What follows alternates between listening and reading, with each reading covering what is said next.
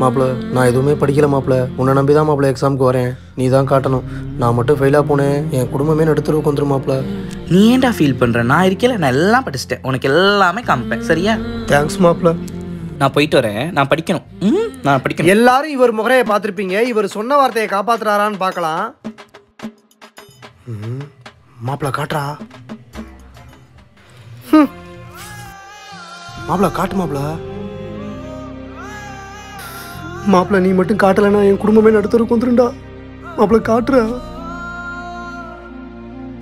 நேத்து அப்படி பேசினவர் இன்னைக்கு இங்கே வந்து எப்படி பெர்ஃபார்ம் பண்ணுறாருன்னு பார்த்துருப்பீங்க. இப்போ இவரை முறைப்படி தண்டிக்கலாம்.